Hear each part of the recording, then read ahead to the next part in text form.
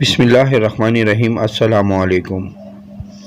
ایک نوجوان نے ایک بزرگ سے پوچھا کہ اللہ تعالیٰ اپنے نافرمان بندوں سے اپنی نعمتیں چھین لیتا ہے، لیکن میں نے دیکھا سب کے پاس پہننے اوڑھنے کو، کھانے پینے کے لیے سب کچھ موجود ہوتا ہے، اللہ تعالیٰ تو کسی سے کچھ بھی نہیں چھینتا۔ بزرگ مسکرائے اور پوچھا، کیا تمہاری نماز میں خشوع و خضوع ہے؟ نوجوان بولا، نہیں۔ کیا قرآن کی تلاوت کرتے وقت لذت محسوس ہوتی ہے؟ نوجوان بولا، نہیں۔ کیا 5 وقت کی نماز پابندی سے پڑھتے ہو؟ نوجوان بولا، نہیں۔ کیا نیکی کرنے کی طرف دھیان جاتا ہے؟ نوجوان بولا، نہیں۔ کیا زبان اللہ کے ذکر کی عادی ہے؟ نوجوان بولا، نہیں۔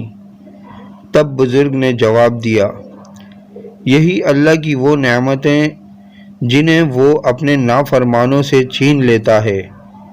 موجودہ دور میں ہر مسلمان اللہ کی دی ہوئی مادی نعمتوں کو پا کر خود کو دنیا کا خوش قسمت ترین انسان سمجھتا ہے کہ میرے پاس تو اللہ کا دیا ہوا سب کچھ موجود ہے، جبکہ وہ نعمتیں ہماری آزمائش ہیں۔